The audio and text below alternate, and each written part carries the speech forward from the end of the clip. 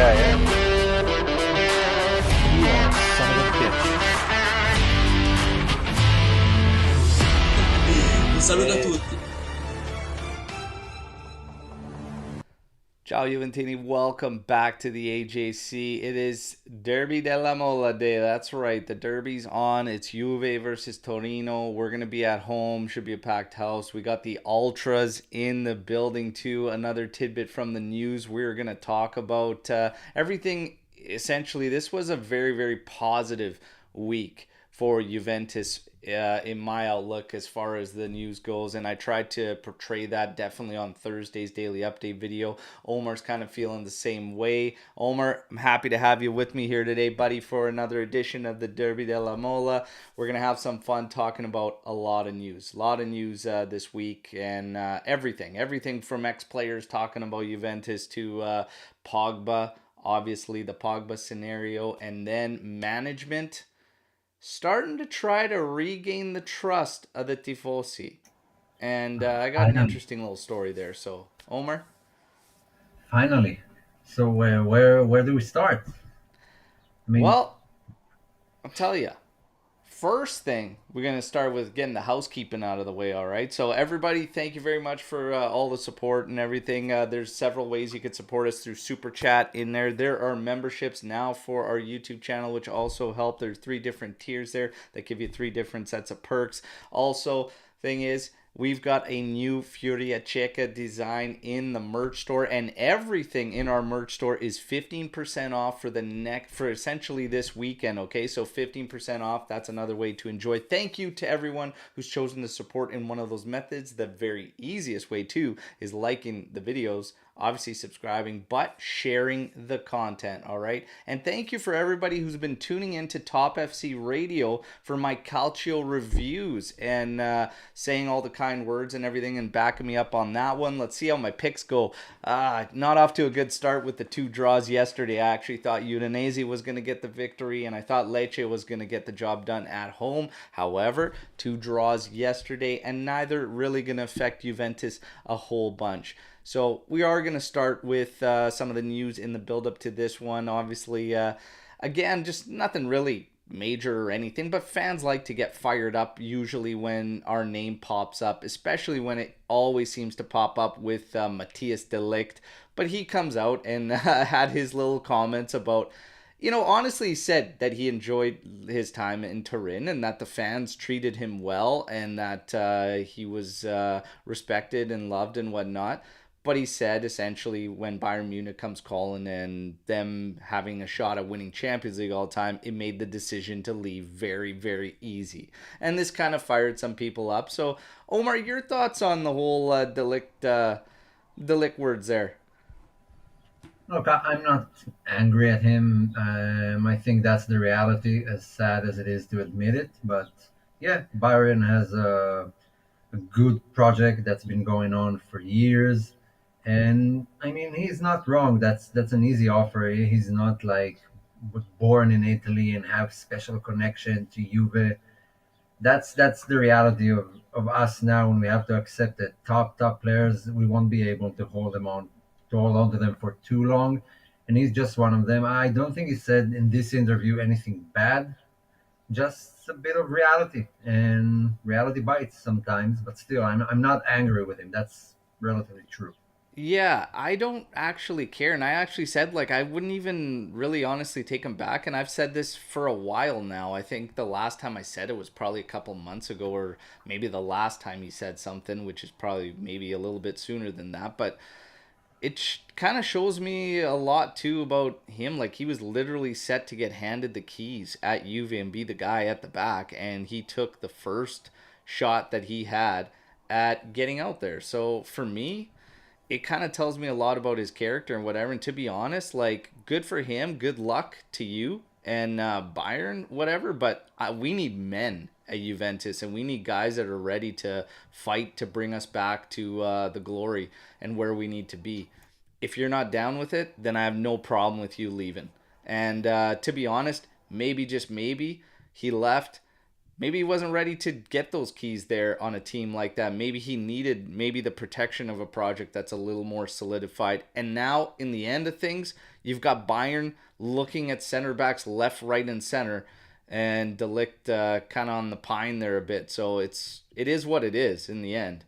I don't miss him, to be honest, and I wouldn't take him back if the opportunity arose, as people have asked. Well, he's not getting minutes in there. If Juve gets a chance to bring him back, I'd do it in a heartbeat. I wouldn't. I'd probably take him back. I think he's still a good defender. I don't think he ridiculed Juve to a degree that we can take him back. But I really doubt anything like that would happen, mainly financially wise.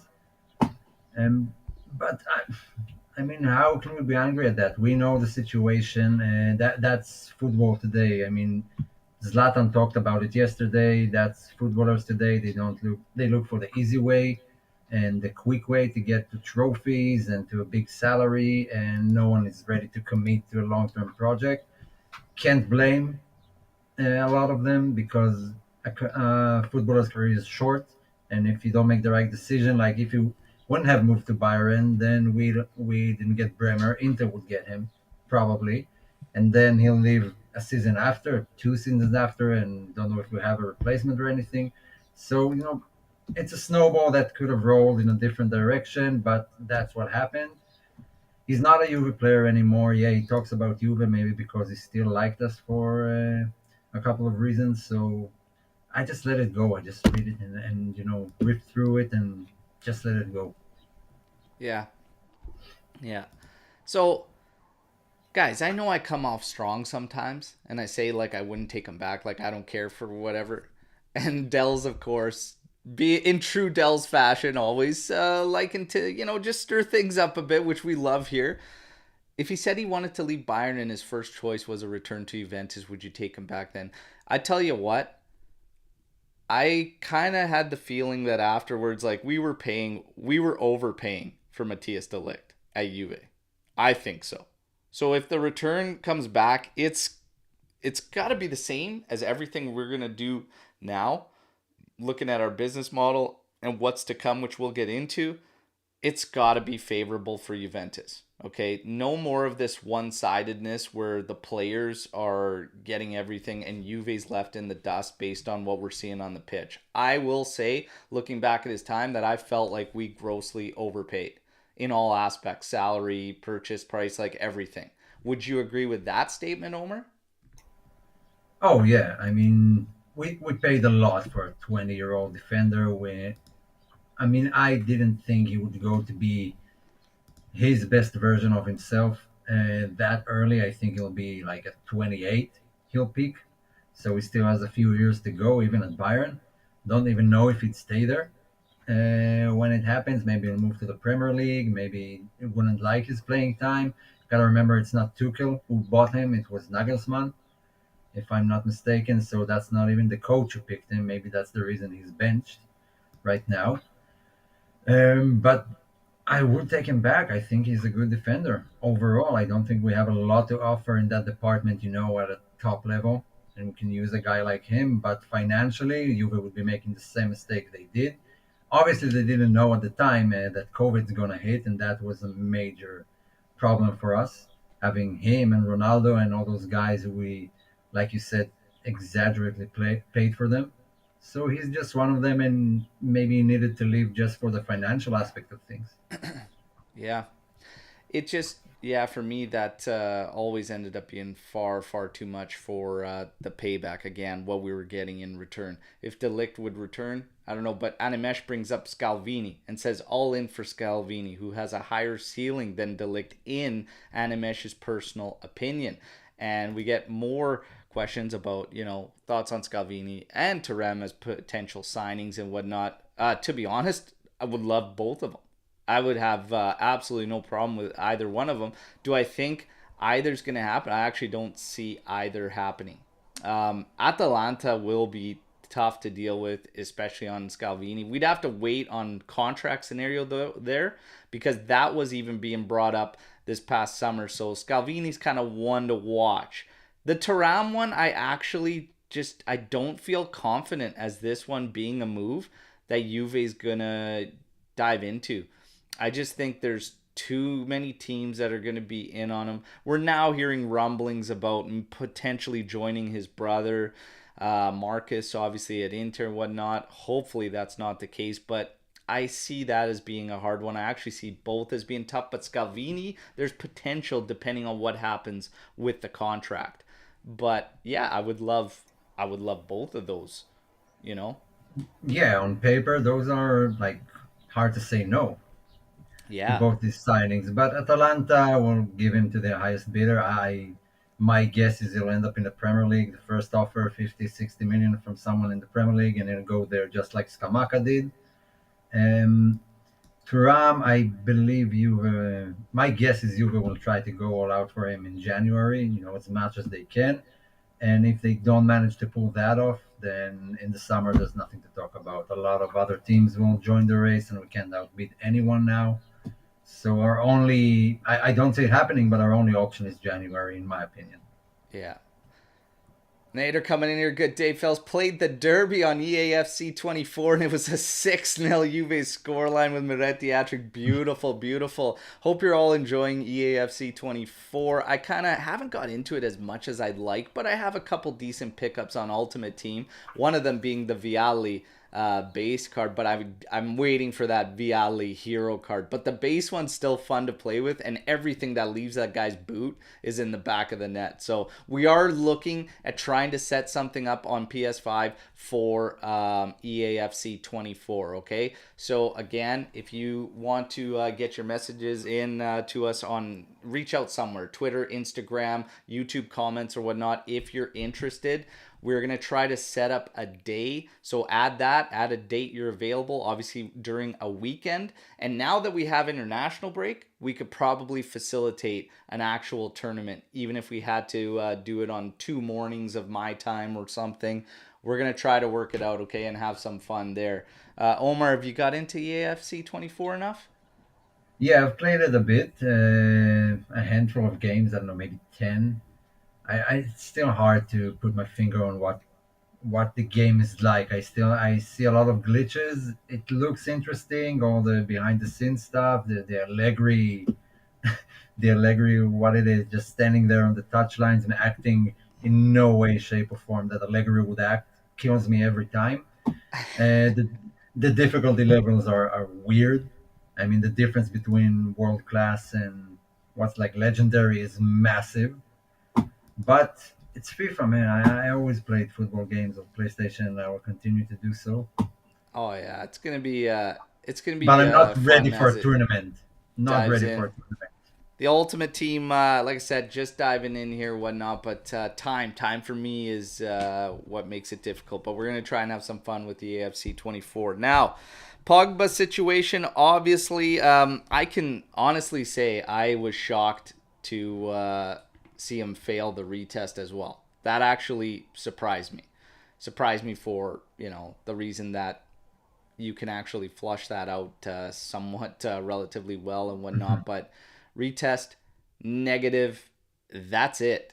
This is it for Paul and Juventus. Make no mistake about it. Everybody's wondering. I still get a lot of comments, a lot of DMs about like, are they terminating this thing? Like, it's gonna be terminated. It's done. He's going to be facing punishment. He has to essentially fight now this battle, and it's going to be a grossly uphill battle after a B test that's gone negative. That he's going to have, or sorry, B test that was positive.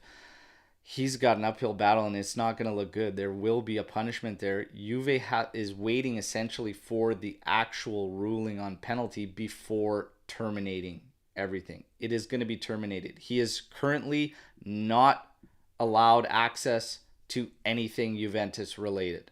No facilities, anything like that's it. Um, yeah, it's just it's a brutal way to end things. But honestly, it's kind of par for the course with the whole Pogba thing I said, because it's just been nothing but bad news after bad news after bad news with this guy since its return. It sucks that this is a route it's taken, but that's a mistake and one that he's got to face the consequences for. Brutal mistake from Paul. unintentional or intentional, it's still a fuck up, and it's terrible. Question in there: why is it shocking? I explained why it's shocking, because didn't expect him to fail a retest that had the timing extended. Now you would think, as athletes have before, there are ways to flush things out, and we've seen it in certain career jobs where people have to flush things out of their system for testing. Like, it can be done, and you would think at that level that he could at least do that to fight a better case for him. But in the end, I don't really care. And I said, ultimately, I kind of felt like it was a blessing in disguise for Juventus to get out of this thing, which ultimately should happen. Omer? Yeah, so I think Juve got handed an ex machina here, just a solution they never expected to rid themselves of a huge chunk of money that's leaving them every year. And Pogba's way, I think we can all agree he just can't play professional football at the top level anymore, and not consistently. We haven't seen him play more than 30 minutes, I believe, since he came back. Juve actually escaped 2 more years of this type of stuff that would have eventually made all of us hate him. Maybe it's even better for his legacy to end it early and have Juve fans still remember some of us still remember the player that we signed back in 2012. But I really believe it's a good thing for Juve. Um, since COVID, it feels like Juve have been thrown down a pit, and more shit has just kept been thrown into that pit. Ronaldo, Dybala, the investigation, plus Valencia, you name it. I mean, we've been through everything possible in football, including a doping scenario with Pogba. And with the stuff that we are going to talk about that happened this week, I feel like we're slowly starting to climb out of that pit. Small steps, not everything is fine and okay, but slowly I'm starting to see the light at some point, at least with the fans and the capital gain and everything we're going to talk about. Yeah. Yeah, which we will definitely get into. You see feelings here. And I see that there's comments in here about the retest is done on a sample taken at the same time as the A sample. Yes. However, I believe that there is also another test taken with Paul. That was the whole thing about one of the things about the postponement was the certain gentleman conducting everything as well. So I was led to believe through the reports and everything that it wasn't just a B test from A sample, but it was actually a follow up test too. Of course, could be wrong or whatnot. Any way you slice it, it is what it is. It's done, and it needs to come to an end. Omer is talking about, obviously, what's going on and the turn of events this week with management. This for me was big.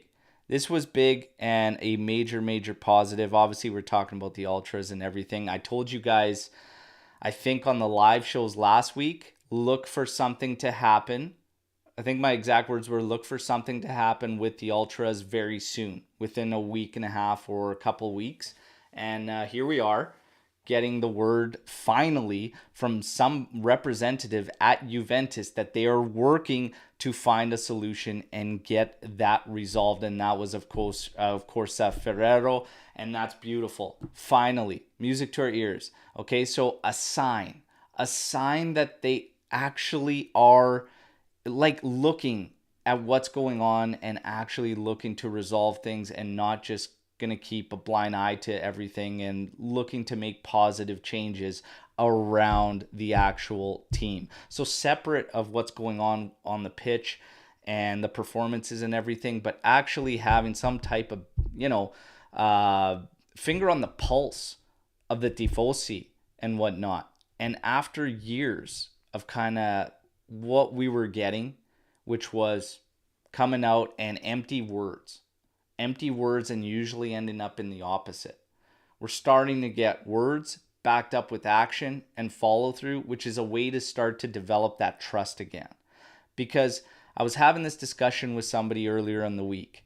I think it was around Tuesday, and I was kind of just frustrated in general with what I've been seeing and things that I've talked about here openly on the show, and just why wouldn't they bring in a bond? Exor is making whatever 4 billion annually or whatnot, and it's just like another small, bond just to kind of help things out and just kind of relieve these guys of the shackles, guys like Juntoli, guys like Mana, whatnot, to allow them just to kind of work under this new structure, but with a bit of a clean slate, with a bit of a clear mind. And then you have the ultra situation on top, and I said I kind of started to feel like a little bit disconnected. A little bit disconnected in the sense of, do these guys, and you're hearing rumors about sales and all this and whatnot, and it's just like, what do they want? What does management actually want to do? What are they prepared to do? What are they going to do? How much does Elkan actually care? Does he care as much as Agnelli does? Like, or is he just looking to bring someone else to take care of this thing? He doesn't want to put any money into it from Exor. Is he going to just ride this out? Are we going to be left suffering with a roster that we know is not up to par for like just until what? Until we start getting those resources back, but then still suffering year after year because we can't get it up there without a little bit of help to clean up the mess that this new management has nothing to do with. And it was funny because I was talking to my friend, like I said, sharing my thoughts like this. And he said, "That's interesting, you what you're saying and what you're bringing up about management." And he said, "Just wait a couple days and let's see what happens." And I said, and I found it odd because I was like, "Wait a couple days." I go, "Why? What's going on in a couple days?" He didn't say anything, but he just said, "I don't know." He said, "I'm just saying, like, let's just wait. Let's just wait and see." We're hearing, them start to change tunes a bit. And, he talked about the Ultra situation. And he said, let's just wait and see. And then into it we get, Omer, with hearing them, number one, acknowledge the fact that, yeah, Juve is going to be looking at high-level players, high-level target players. We're not changing that. We're not becoming a selling team, okay? Then they come out, talk about the Ultra situation, that they're going to make it right. And then what do we get? Boom. Flags, banners, drums, megaphones, everything we allow the visiting fans, our Ultras are now allowed again in the Curva. Look for the Curva to be absolutely roaring today in the Derby Della Mole. And then we get another sign of commitment, and this is from Elkan and Exor, the majority of it, around 68%, of a 200 million euro bond. Okay? This is all positive. This is all great. They care. They give a shit.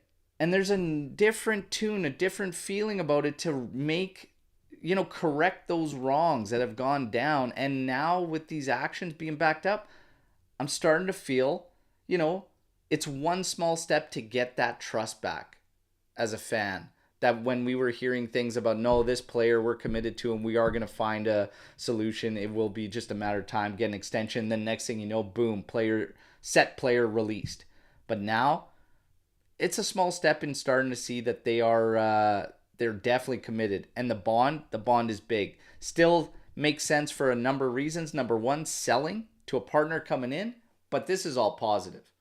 Omer, your thoughts on this week in terms of management and the actions taking place, and your feeling maybe before that happened, and did this kind of elevate you? Because it definitely elevated me.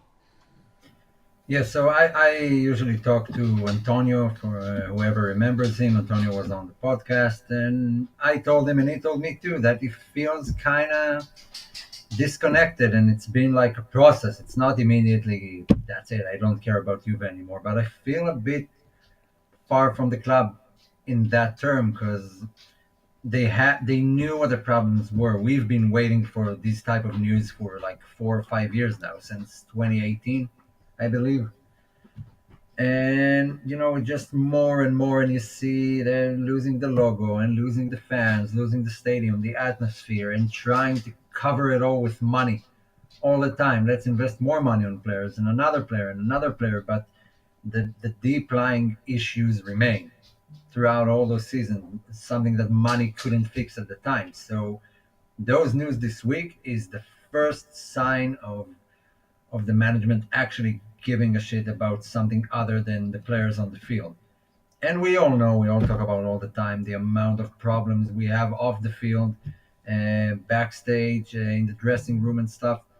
The bond is very good for mainly the management to have something to work with, and not just trying to chase and this salaries, and we can sign this player, but this one is suing and this one doesn't want to leave, and blah blah blah. So by the end of the summer, if we lose Pogba and Sandro, and let's say they don't renew Rabiot, that's a lot of money added to that bond. And the way bonds work, I mean, maybe we need someone who's more expert in finances to explain how it works on the budget, on the yearly budget. But that is one thing. The massive, massive thing is the fans and bringing back the curva. Because whether you like it or not, and whether Juve's management were right or wrong or whatever, Elkan left it to Agnelli back, when it happened, and let him control it. But Agnelli, it didn't show like he's doing anything to improve the situation, just held firm to his idea and what he thought was right. But he's not here now, and it's kind of obvious. We've all been complaining about this for a long time, that the stadium feels like away games, no fans, just a museum. People come in, watch, and leave. I've been there. It felt like that. It didn't feel like one of those stadiums that you go in and you immediately feel the atmosphere from the home crowd. It was just not there. Yeah. Um, and we played Lazio with a full stadium, and now we have the drums and the banners back and the megaphones. So I'm hoping that will give us some sort of a boost, especially for the derby, but for the rest of the season. But it's the first sign in 5 years that the management actually gives a crap about something other than the players on the field, Yeah, and that's great. exactly. Exactly. And now we're going to need more of these steps, key steps, in terms of really continuing on to build with the trust and So whatnot. what's But, what's the next one for you? What's the next step management should take care of? well, for me, ultimately, right now at this point, so you've corrected things with the Ultras, you've influxed a bond and whatnot so that these guys can actually work with a little bit of freedom. Okay, we are going to get to the numbers. I will explain to everybody, because right away people are saying, okay, yeah, now we've got money to buy so and so. No, that's not the case, and I'll explain why here with a breakdown on some of the numbers coming out of these finances things. Of course, until we see the final sheets, this is kind of what we figure it's going to be. But it's honestly more of this type of continuation. We always said, when things were kind of in the dust, why allow, especially in a country like Italy, and when you've got the expectations that your fan base carries for the club, and when you're getting that disconnect based on what you're hearing from players and your coach and whatnot, it'd be nice for management to step in. And when you have these types of variances and you're starting to get that disconnect between fans and the club, be like, okay, this is kind of the game plan. They don't have to get into great detail. We don't need to be behind the scenes watching on like a Zoom call or something at every meeting they have, but it's nice to know an actual game plan. What the actual like course of action is going to be, what's going on, and it's just nice to shut down the rumors from media, especially Italian media, which can run wild. And I've said this one for a while. Juve needs to defend themselves a little bit more against the media headlines, against what goes on in Italy, as it's a complete shit show, and just do this. But this is a nice sign because they put out these statements, they put these out, and then they backed it up. So for me, it's just more continuing along this pattern, not necessarily anything in particular. For me, anyways. My first move will be bringing back the logo. Just ditch this logo. No, that will get fans on your side. I mean, if there are some who still, I still feel bad about it. I feel like I have no connection to the logo. I see it and it doesn't, open my eyes the way the former logo used to. Maybe even not the exact former logo, but something new that's more relative to Juve.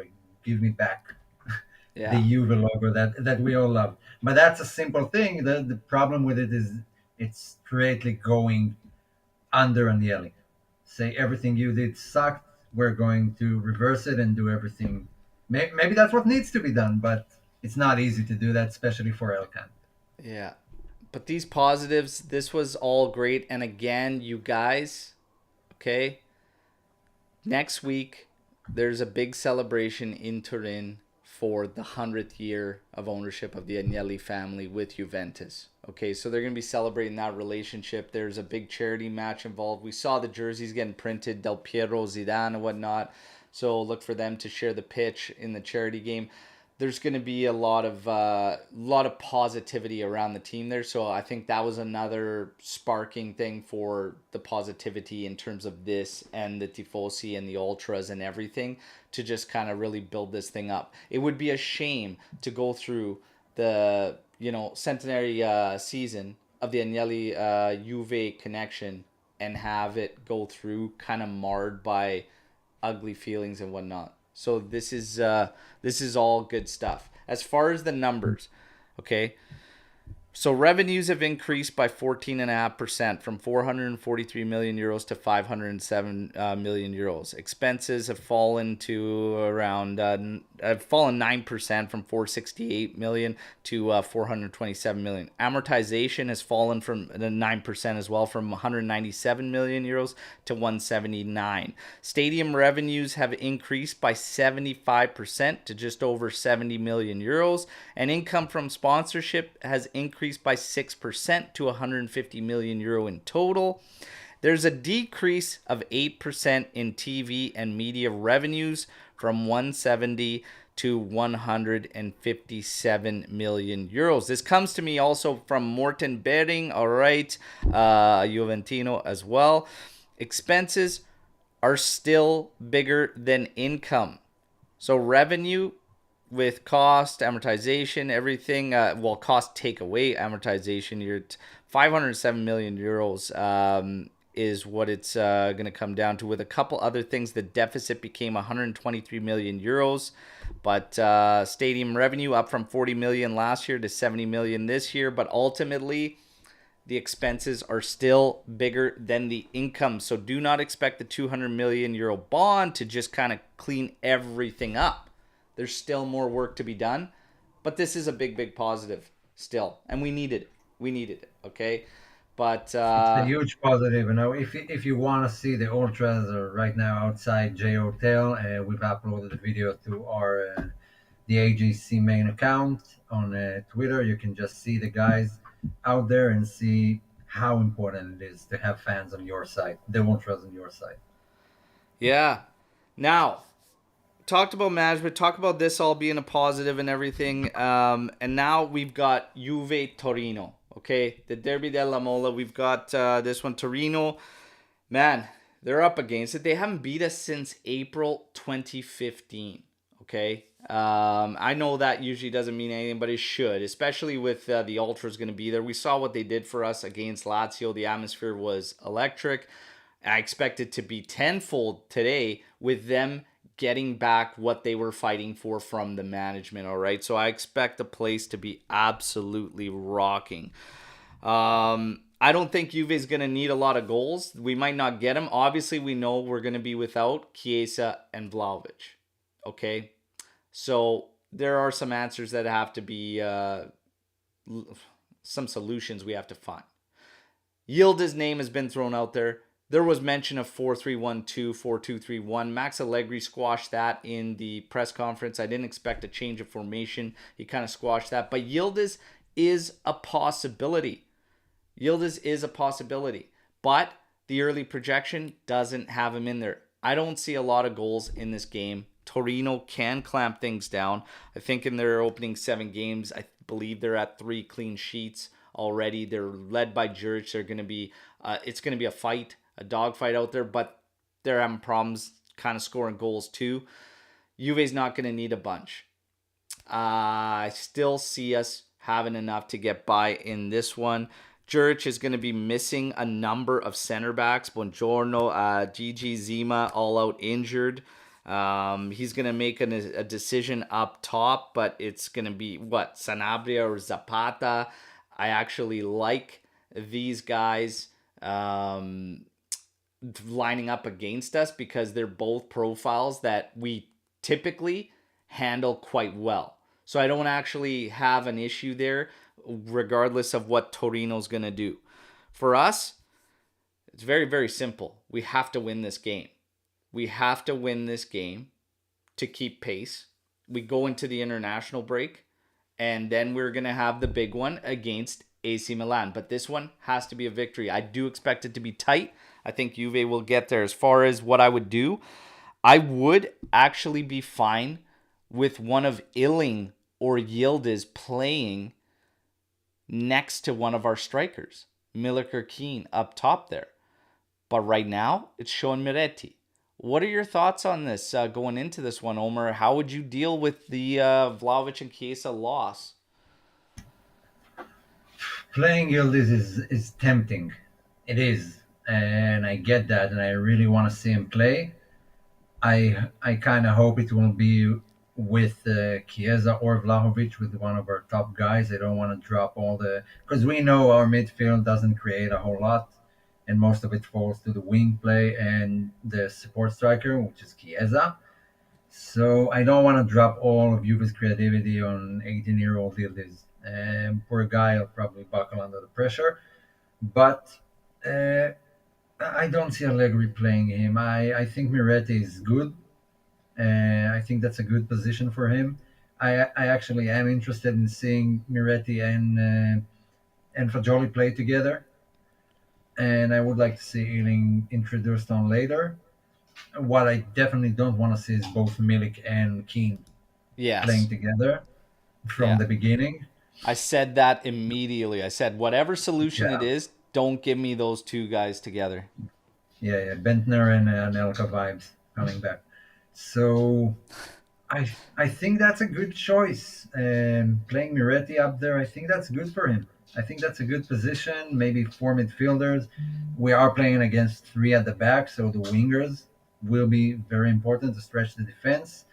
But you're looking at Torino's lineup, there are some annoying players there. There are some players with class. Per Schurz is a great defender. Mhm. Maybe his name hasn't popped up a whole lot yet, but he is a good defender. And I don't know. I think it's good considering everyone we have. I think it's a good mix between the youngsters and the veterans. But Eldis should definitely get minutes today, and not like 5, 10 like he usually gets. I want to see him get like good 30 minutes and have some time to get integrated into the game. Hopefully, when he comes on, we no longer need a goal to win, and we're already 2-3 nil up. Yeah. But let's see.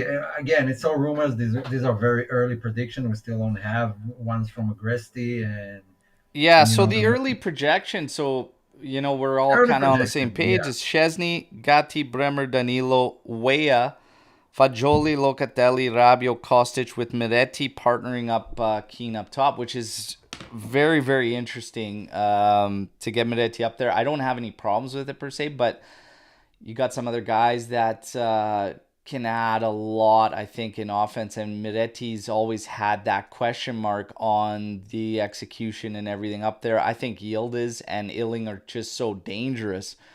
And I'd be curious to see them in that role because we kind of have to know who the main alternative to Chiesa is. But I have no problem with Miretti doing it. But I also don't want to see us stick it out too long. Like yeah. a first half, Unfortunately, a first half unfortunately, is I think it's plenty. Keane. What's that? Unfortunately, I think it's Keane.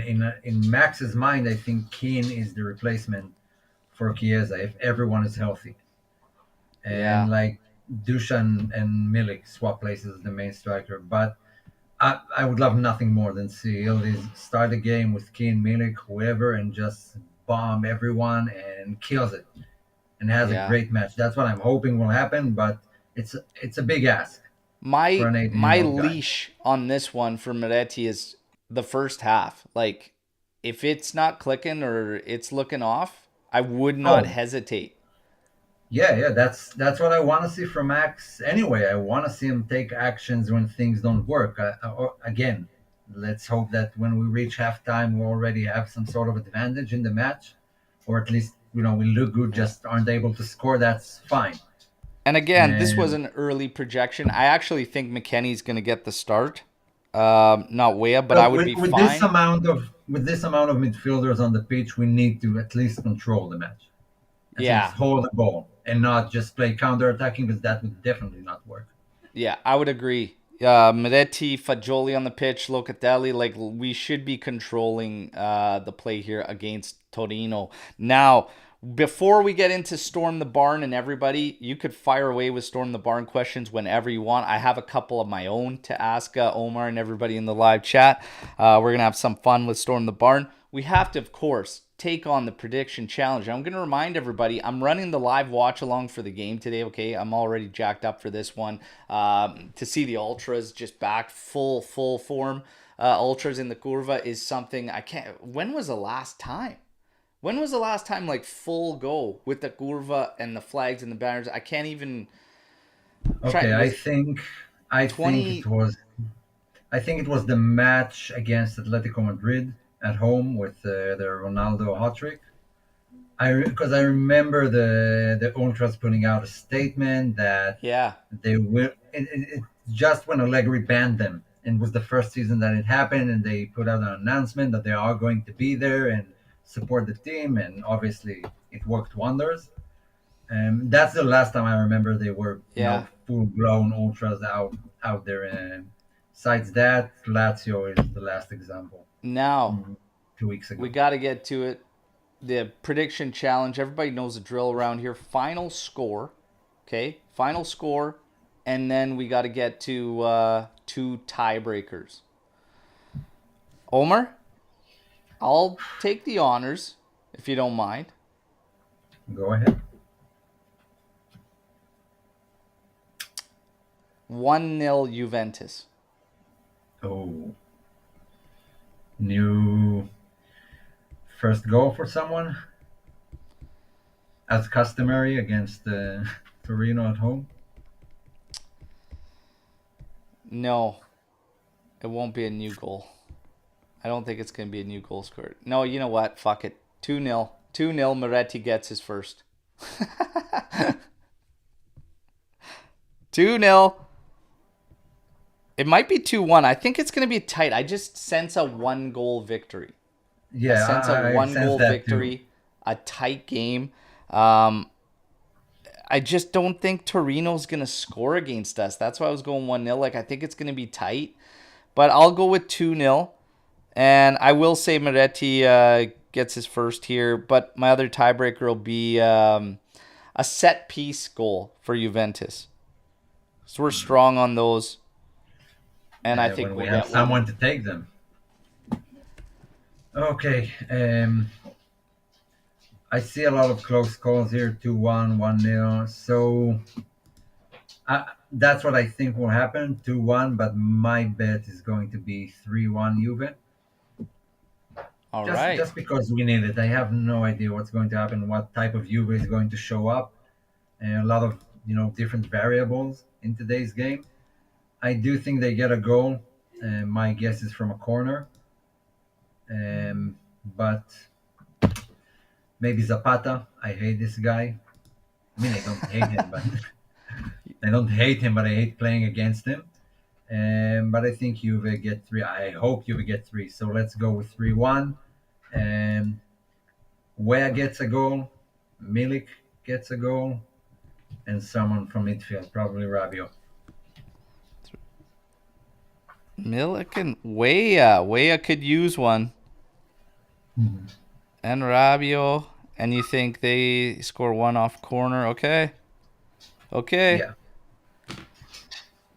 Here we go. Here we go. Look at these predictions here. So 2-0 for Juve. We got 2-1. We've got 4-2 with Gatti scoring within 20 minutes. I don't know if this game's got 6 goals spread out between the two teams, but that would be wild. Eka 2-1 ugly win. Paul West 1-0. 2-0. Yildiz and Weah to score. Rabio Wow. yellow card and Yes, missed the Milan game. Oh. Yeah, Rabio's advantage always Juve. good for a yellow, and in a derby, it's a safe bet to say he'll probably get one and most likely have to miss the Milan match. But let's see what happens. Let's see if he can keep it clean. I don't feel confident on taking that bet. Would you take that bet that Rabio goes unscathed this game? Oh no, no, he definitely gets a yellow. Yeah, I think he's getting a yellow in the derby here, so we'll see. We got a call for Moretti to score. Let's go. It'd be great. And even Max talked about these guys when asked about like where the scoring's going to come from. He started naming these guys, and he said Fagioli can score, Moretti can score, whatnot. Like, and he kind of alluded to the same thing. A few of us believe that once they get the monkey off the back, they can put it together and start to really make a jump. But I've wanted more from Fagioli for quite some time now, like in him Yeah, getting back and getting back. It's funny because between the two of them, there's such a big contrast. It's like Miretti is so involved, but he needs to take the technique and the vision and the retention from Fagioli and add that to his game. But then you have Fagioli, on the other hand, who's got all that, but he can't get involved and find the spaces and be in the right spot like Miretti more often than not does. So that's how I feel when I watch the two of these guys. I want more, but it's different. It's like exactly what the other guy doesn't have or doesn't bring, I need for each of them. And it's just that's like I'm waiting for Fagioli to start to take the next steps because I think he's got it, and I think he's got it in him, and I want to see that. And I purposely put him on the cover for both the preview and the watch along this weekend for the Derby Della Mole on the thumbnails for these shows because I actually think he is going to bring more in this matchup. Omer, your thoughts on those two? Oh, you're muted, buddy. sorry. That's what I've been calling for. I want to see them play together in midfield. One of them in place of Rabiot or Locatelli. But like you said, I think they complement each other. They're both missing qualities that each of them have. And honestly, I think like Miretti has been a bit unlucky, more than just not good. The way he hasn't scored yet. He was really really close. He had one goal ruled out for his toe was offside. Like he had shots that 1 inch to the left and it goes in. So I feel like he's been more unlucky than just couldn't finish or couldn't score. Fagioli defensively, I think he's more solid and can be relied upon more. But I think he gets dragged into pressing and helping out on the wing way too often instead of looking for open spaces to go to. Always dropping back to offer another route of passing for the guy on the wing, but he has no one to pass it forward to, so it kind of goes back and the other wing and goes back again. The same thing that Rabiot does. And that's what I want to say. I don't want to see them both do the same thing because then none of them joins the attack. Yeah. And so he needs to improve a bit. I expect a bit more from him because of his experience. He's been out on loan. He's been playing more. I believe if we accumulate the minutes they both played. But I do have patience. I mean, I'm not expecting him to suddenly become Vidal and be everywhere all the time, perfect passing, perfect shooting. Patience. I have patience with these two. And this is a big thing in terms of our roster too when we look at it. I mean, and I've been saying this now for a bit because I'm starting to get on these players more in terms of what I want, but I'm asking more from them in terms of their abilities and what they're capable of, what knowing what they can do and getting that consistency and bringing the level up. But we shouldn't be, and this should really say it all for Juventini when we kind of go at max. Like I was, don't get me wrong, everybody, and people started to when I was kind of starting to go at the players here the past couple of weeks a little bit more. Obviously, Max still has a say in this, but if we are banking, if we are banking on these young guys and wanting so much and expecting so much out of these guys, it really tells me a lot about our roster because these young guys that come in and get into the mix should not be looked upon as saviors and like they're going to be this big turnaround or everything like that. Like we need to be integrating them and allowing them that breathing room. And the truth is, and the reality is that the guys above them aren't really at the level to carry the load. I think that's how I feel anyways when I assess this roster is that the guys that should be the generals need too much out of the young guys and there's not that breathing room, and these guys are looked at for far too much. That's kind of how I feel. Omer? Yeah, I agree. I don't think there's a lot to add to it because we know we've been talking about this every week. We expect more from the senior guys, the guys who's been around for a while and are not kids anymore, and are well into the system and the club and know what it all stands for. And I don't want them looking at the younger guys and like, where are you? Why aren't you good enough? I mean, take the pressure off them. Take it to you. You should be able to handle it now after everything we've been through with Juve, and your Danilos, your Rabios, the guy who's been there for all the eliminations in the Champions League and the heartbreaks and everything we endured. I want those guys, to take the load off the youngsters and just let them play. Don't. It's hard to say exactly what I want them to do. I just want them to take more responsibility and let the younger guys kind of figure themselves out. Yeah. Yeah. But all in all, I agree with what you said. I don't have a lot to add to it. Yeah.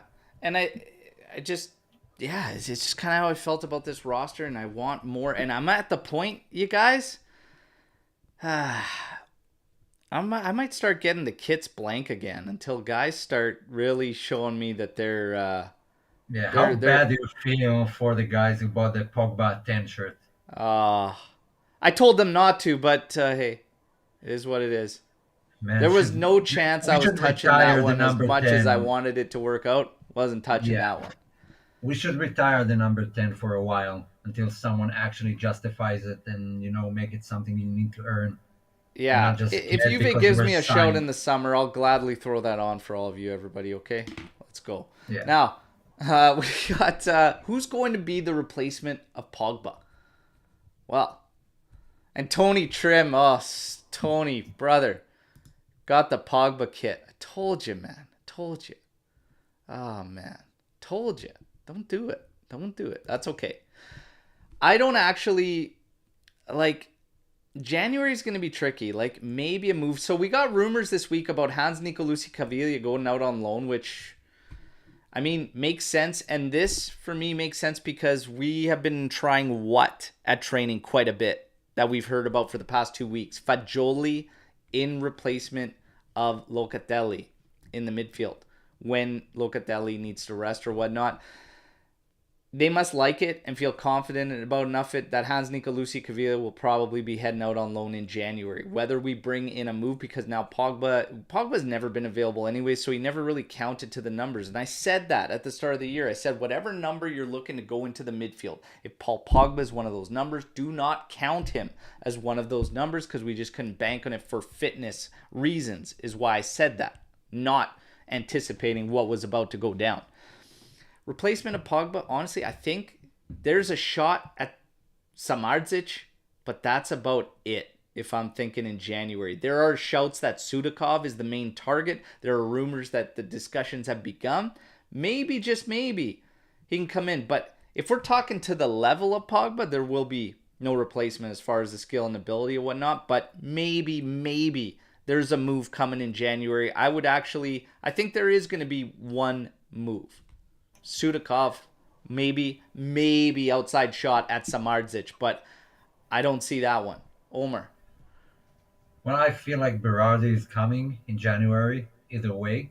Because Carnevali talked yesterday and he said that you were very close to signing him, but they didn't have enough money to pay for what Sassuolo wanted. So I think that's kind of a guarantee in January.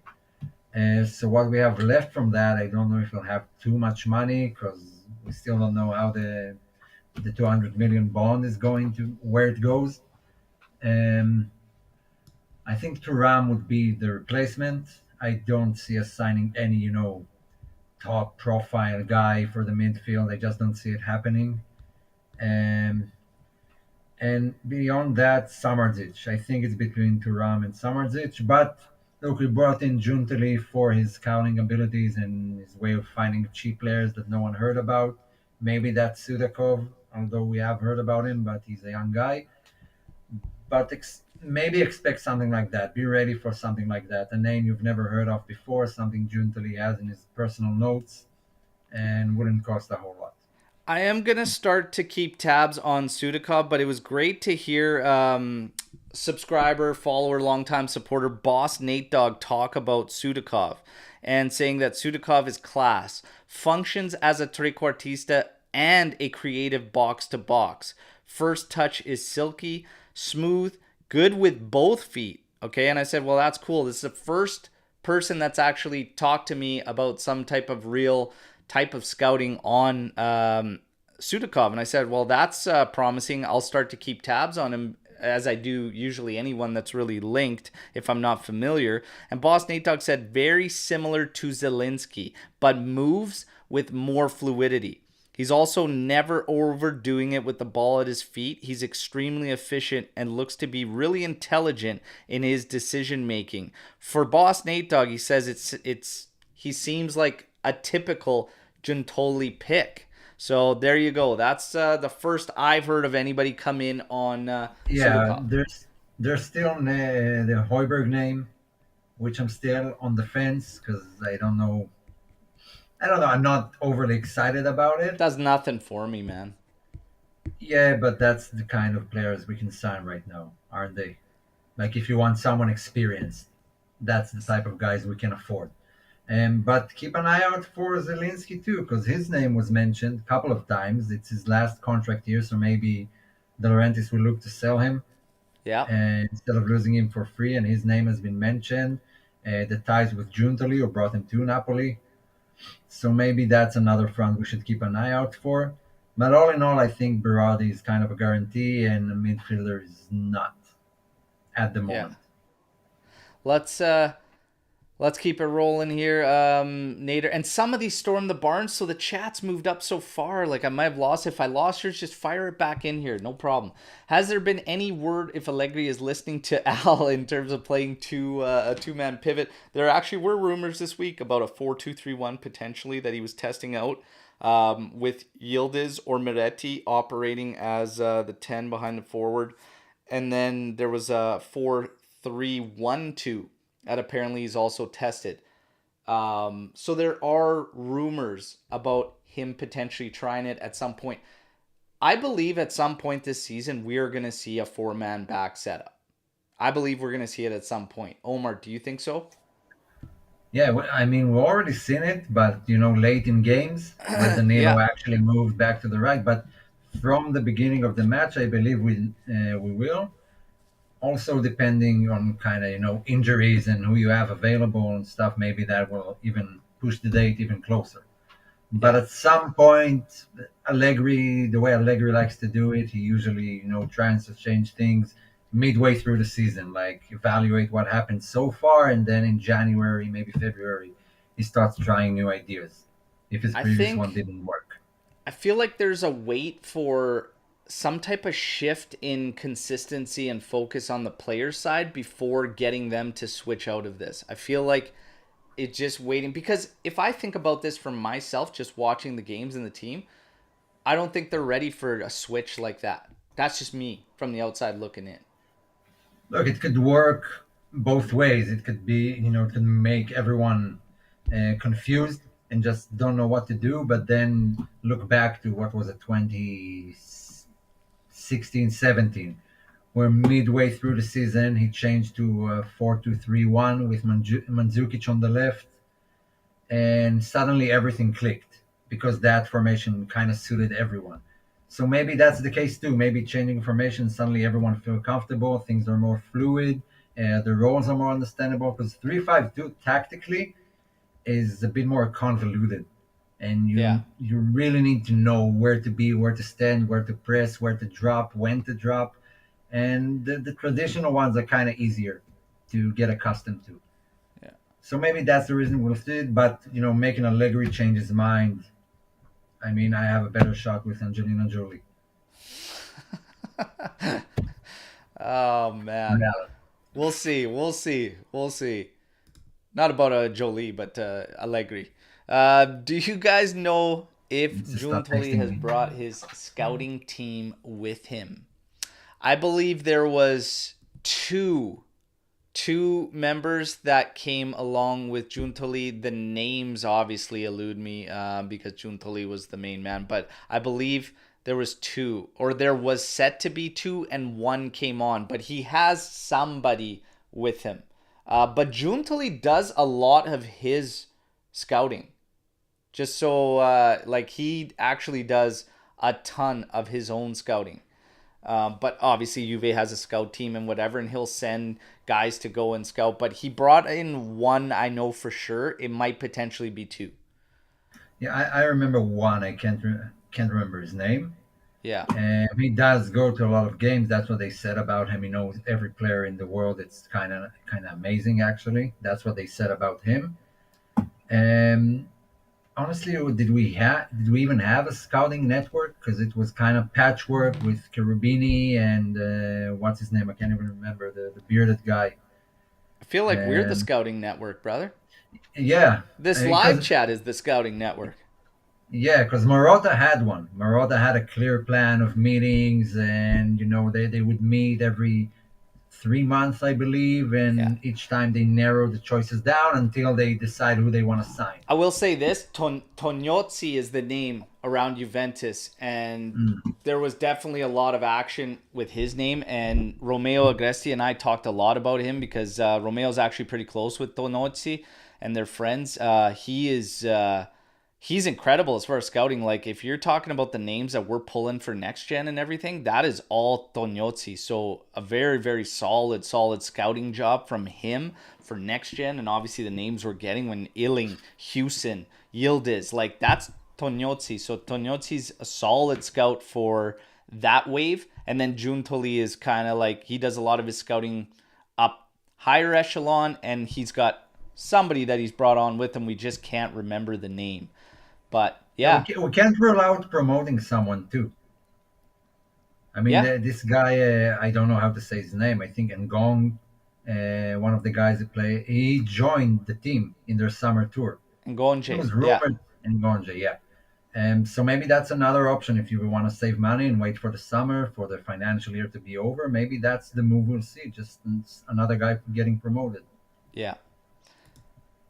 Charles coming in here. Do you think Berardi will be brought to Juve? Ah. I said recently that I wouldn't be surprised if in January they make a push to try and bring Berardi in. After it didn't go right in the summer, but it looked like it really came down to who Juve was willing to sacrifice to bring the price down. I think it could go either way, because for me, I think it really comes down to what develops on the pitch. Do we need the assisted boost up top there? Does our mid start to play with serious consistency, and certain guys that are on the fringe, do they start to pick it up?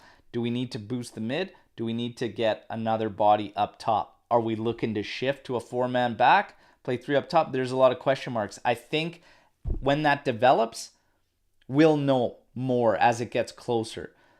I'm not going to rule out Berardi coming in January, though. I won't rule that one out. But I think it's a hard pull from Sassuolo, given their objectives, for them to do it in January. Okay, so Juve wanted to do that. That's we know that already. That Juve tried to sign him in the summer. There were, I believe, like 10 million short. We know they have money now. Whether Sassuolo will let him go in January, that's an entirely different question. But I am pretty certain Juve will try, at least try to bring him in January. It may work. I mean, if that's what the player wants, because he was absent from training and stuff when near the end of the summer, where you were going in hard for him. I don't know. Maybe we'll see that. I believe we will actually. You believe we will see Berardi in a Juventus jersey? Yeah. Hmm. Interesting. I mean, Interesting. it's a choice for him because if he doesn't do that, then maybe his shots at European football and stuff is just gone. Yeah. Storm the Barn next gen and first team based on talent and potential. In your opinion, which youngster has the highest ceiling? It's really hard to say because we haven't seen a whole lot of these guys at at first team level. watching them at next gen and for the first team is different. From what everyone's saying, Huijsen seems to be the top talent out of everyone, but we've yet to see him get any minutes. So let's go with them. Let's go with the guys, Agresti, Albanese, all the guys who are there for the training sessions and stuff. I'll take their word for it. But Ildiz seems like a top talent. We've yet to see it in the first team, but we definitely saw it in the next gen. I think those are the two names. Maybe there's a surprising one if we include Ealing. Maybe he's up there too. Yeah. But Hoysen seems like the real deal right now out of everyone. I think for top two for ceilings, it's going to be Huisen and Yildiz for the highest ceiling. Fagioli's got a high ceiling. And that's why I think I am anyways, like just wanting way more out of what we're getting and whatnot. And I believe it's there. Just, I really hope he can piece it together. But Jolie's up there too. I think in terms of high ceilings. Miretti's got a high ceiling too, but I think Miretti's got to go for a loan. I really do. But Jolie, I expect more with us. Hoysen surprised me at how composed he is when he did get the preseason minutes and whatnot against, solid sides and minutes during those sides having the bigger guys out there. Like he looks very composed. I was surprised. Very surprised. Okay. Yildiz is just unreal when he plays at any level before getting to the first team, and we haven't seen enough minutes with the first team, but my God, he's way too good to be at next gen or Primavera, whatnot. He just destroys. He destroys when he's there. So he's definitely far above that cut.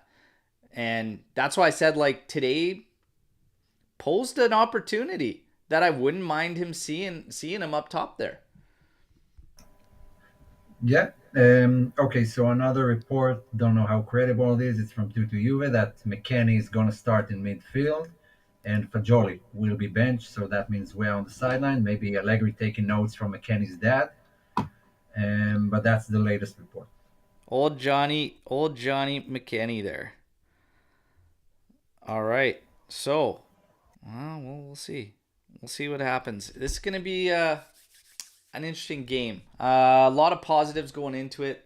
Let's see what happens. The celebration next week, everybody. I want to remind you all, 100th year Agnelli family Juventus. We got some friends there that are going to be in there. I'm going to try to bring the some exclusive footage from the event, the charity game and everything that I could share with all of you. There's also another opportunity that presents itself for everybody, okay?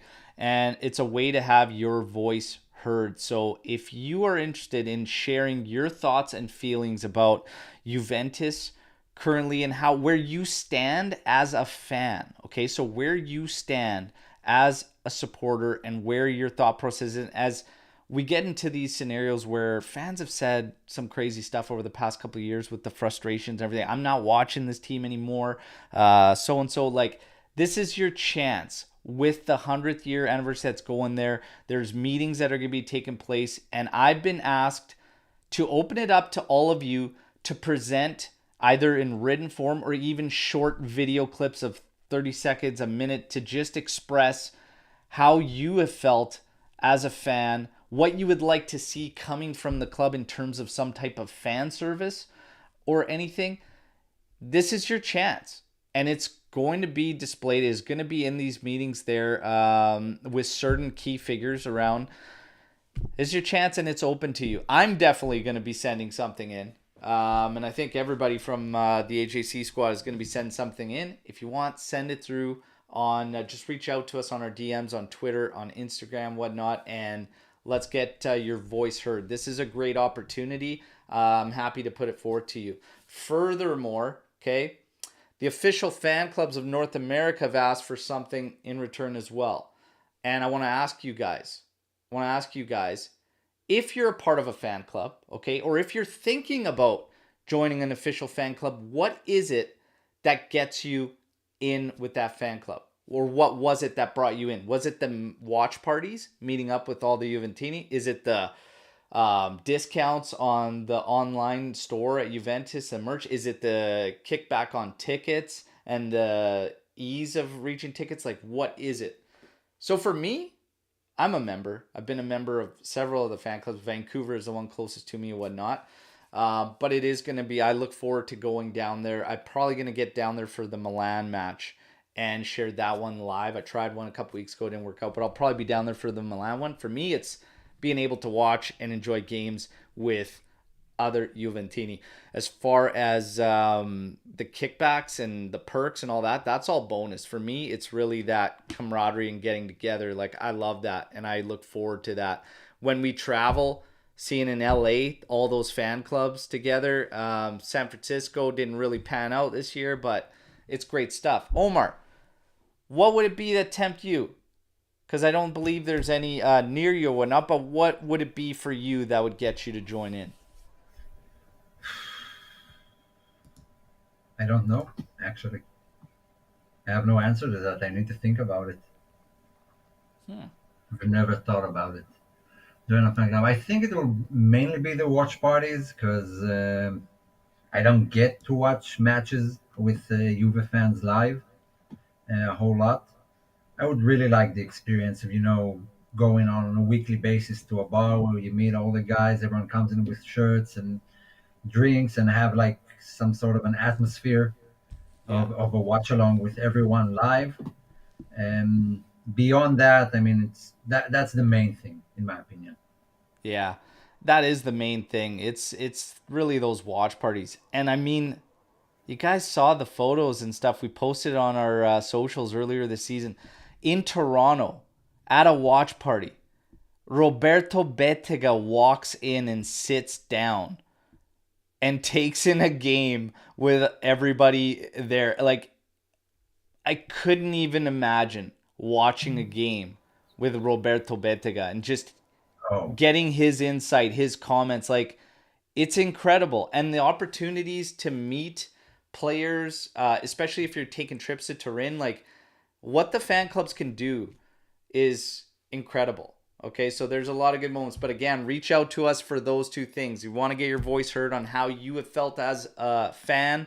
Send us in the write ups. We'll send it in there and send us what it is that entices you or has enticed you to join a Juventus official fan club. You guys, watch along is set. I'm going to be coming on about 20 minutes before kickoff. Get the likes up here before we sign off. We are going to leave it open for a couple more. We got room for like two more Storm the Barn questions, all right?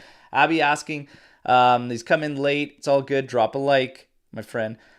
Already talked about the capital gain? Yes, we have. We have already chatted about it, okay? Big positive. There were a lot that saw it as a negative, Omar, because it's 900 why? million euros now that have been set in by a bond, okay, that obviously came from years before and COVID. We know the situation. We were going to take a bond in, we did. Then COVID hit, had to take another bond, and now there's this bond. They're seeing this as a negative, and they're just saying that, like, again, here we are doing this again, and another bond needed. Like, what on earth are we doing? If we were run by anyone else but Exor, we'd be in the gutter and whatnot. Well, I just can't share those sentiments because COVID, again, what management was doing before was wrong. So it was kind of like a blessing in disguise because we had to change the model. We had to get away from the model of what we were doing before and how we were operating. And I'm not going to fault the current management for what happened before. This is a way to set things straight and clean, but there's a definitive plan there, and you could see it. And it was in process even from Arriva Bene and Cherubini to come in and start to work and chip away at everything, get the numbers to where they need to be. This is kind of like that final stamp on this before moving forward. So I don't see it as a negative. What's your response to those seeing it as a negative and saying, "Oh, here we go again," and what a complete blunder? Well, I didn't get a reasoning why. I honestly don't know why. It's just because it's what we've done in the past, so doing it again will achieve nothing. Well, it needs context. It's not just every time you do the same thing, you'll have the same results.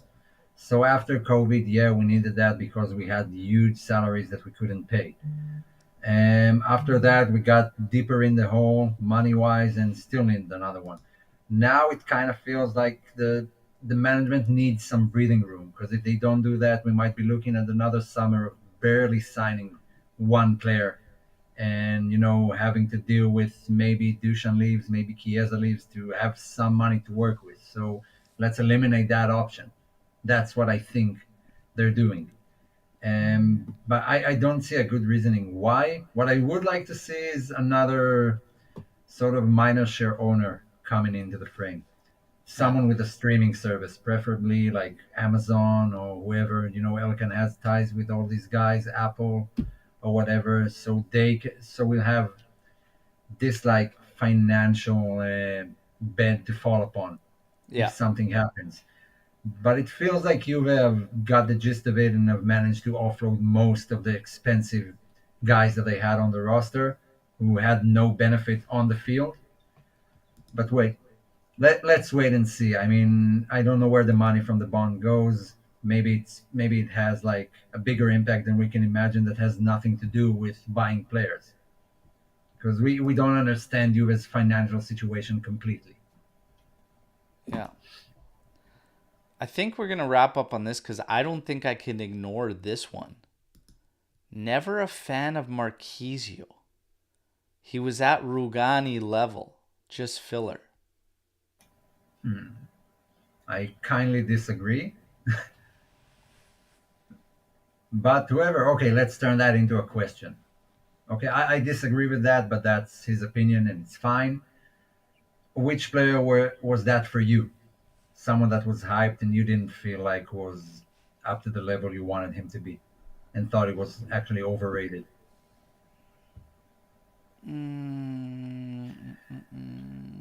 Because Marquisio is like, okay, we talk about youngsters all the time coming, from being a I Juve fan since birth. Marquisio is the only one who actually made it to the top level. so these these guys across the way on their show brought up this thing about Del Piero in 2006 and whatnot, and like if Zlatan stuck around, Del Piero would have been gone and whatnot, which is no. Okay, no. Would have never been the case. Okay.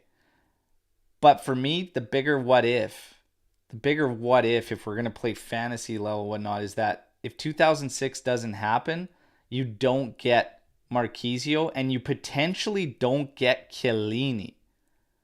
You potentially don't get Chiellini or Marquisio, and think like you potentially don't get that. You potentially don't get Chiellini turning into what he did for Juventus.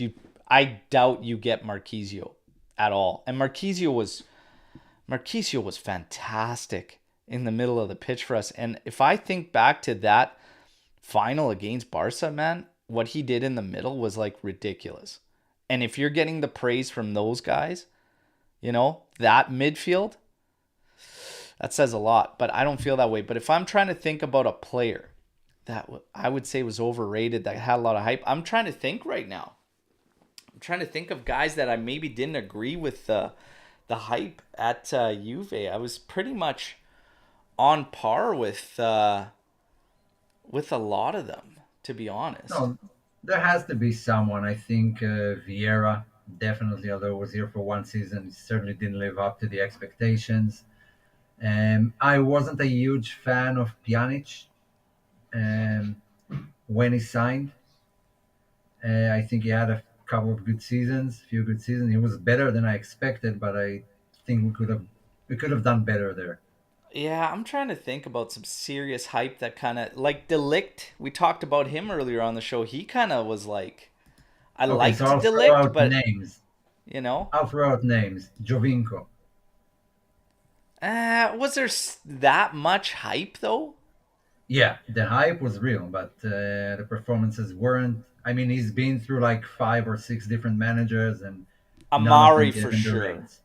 Amari for sure. But Amari failed. But there was I'm hype talking there. about guys. There was Oh, there was hype there hype. though. There was definitely hype. Yeah, he But scored he, like how many goals before we signed him? Fuck, he was oh, he scored. shit. I don't remember the numbers, but he was killing it at Palermo. and maybe Yeah. that was his level. Maybe he just fell into, a bad Juve when no one could succeed.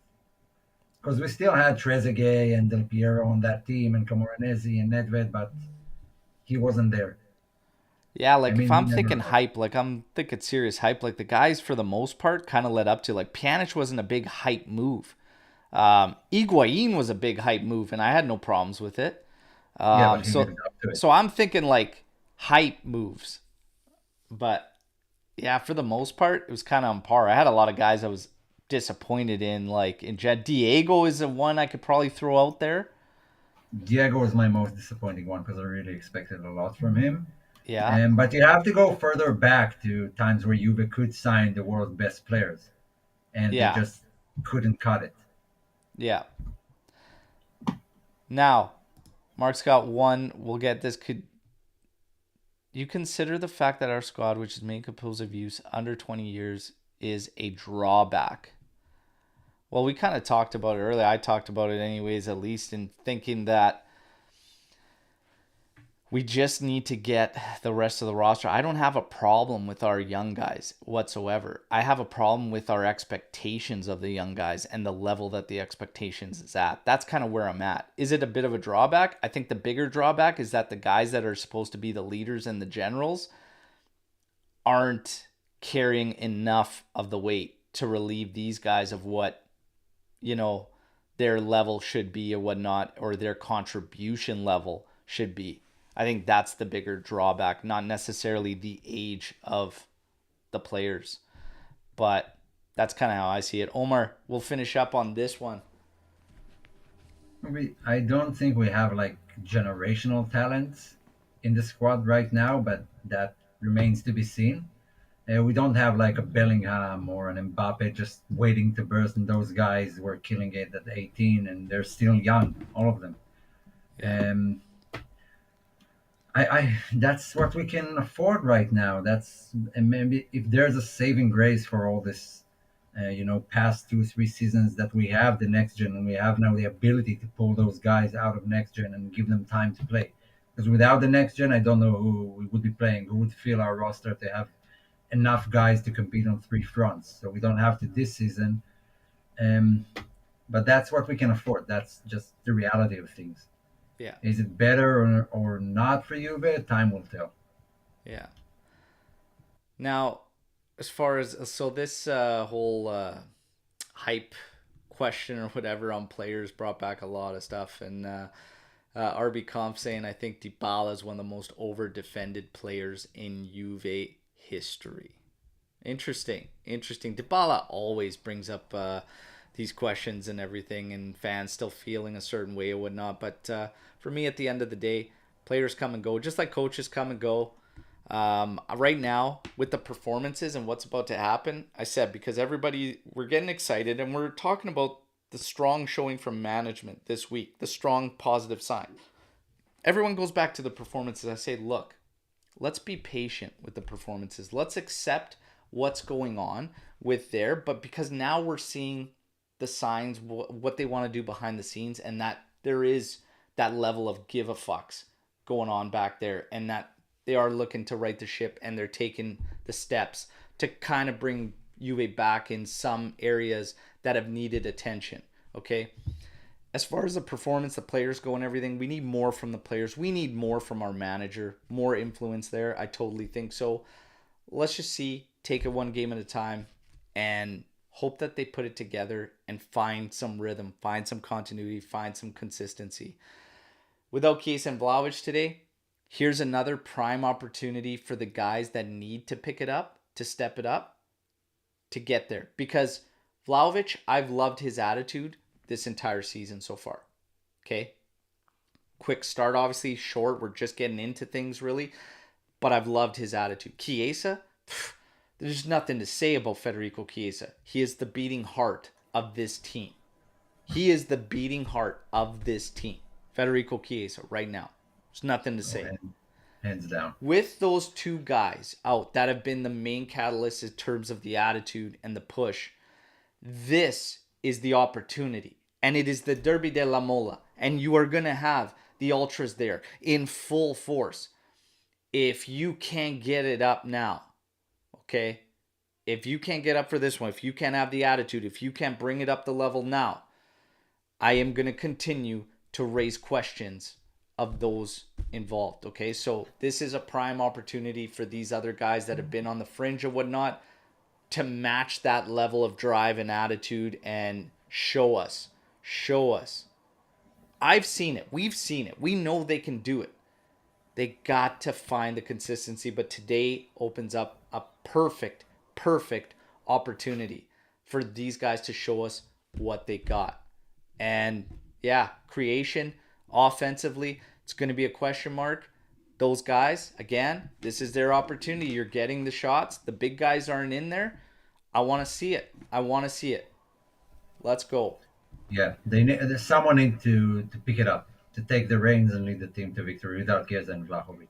Hoping it's Lucatelli steps up his game, Rabiot, the more seasoned guys, but someone really needs to do that. We can't look flat. We can't look, without any leadership in a derby where the fans are back. Because let me tell you something: if things don't go our way in the first half and we look like we looked against Sassuolo, then the fans will let them know it. And I don't see them climbing out of an entire stadium with the ultras booing them.